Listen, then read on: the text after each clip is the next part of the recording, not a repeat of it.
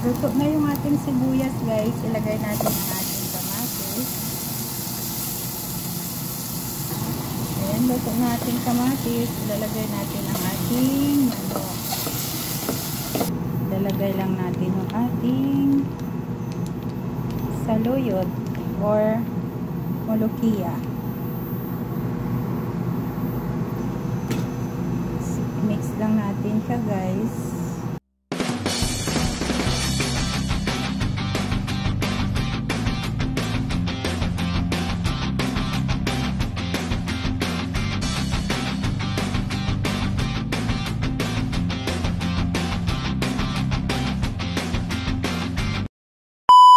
Hello guys, magandang tanghali po. Ayan, mayroon tayong hiniwa na sibuyas, kamatis, at mayroon tayong chicken breast. Dahil magluluto tayo ng malukia.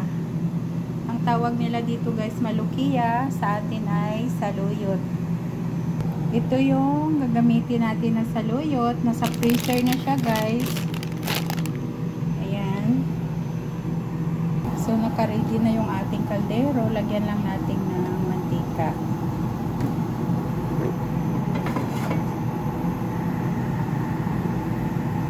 Pag mainit na yung ating mantika, lagay lang natin yung giniling na bawang.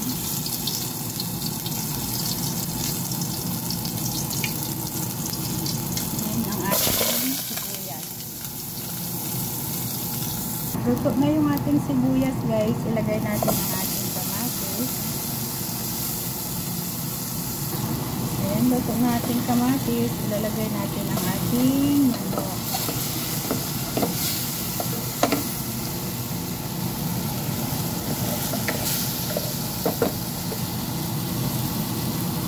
Then maglagay tayo ng tomato paste, isang kutsara. Maglagay tayo ng black pepper. At maglagay tayo ng dalawang martin.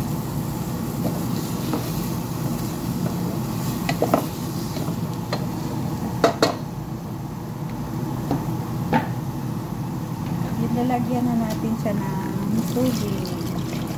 Lalagayin natin guys ang ating manok hanggang sa maluto.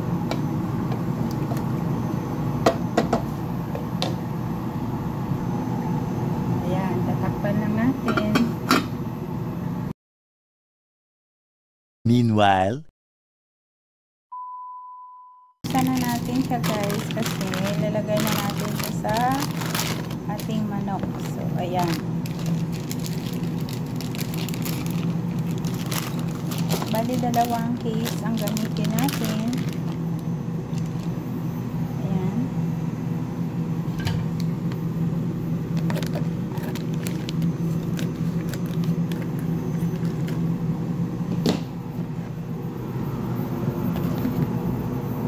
So, ito yung ating manok. Luto na. Lalagay lang natin yung ating saluyot or molokia. Mix lang natin siya guys. So bali giniling na to guys, means na siya. So pakuluan lang natin ng mga 2 minutes.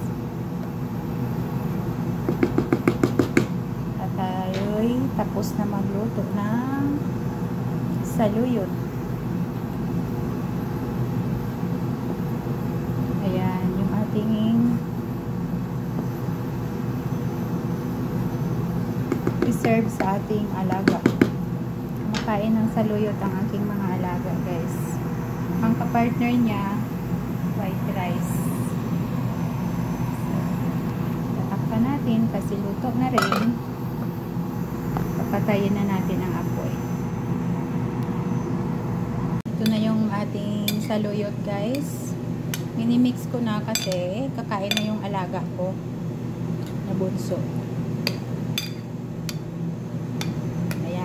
Serve na guys.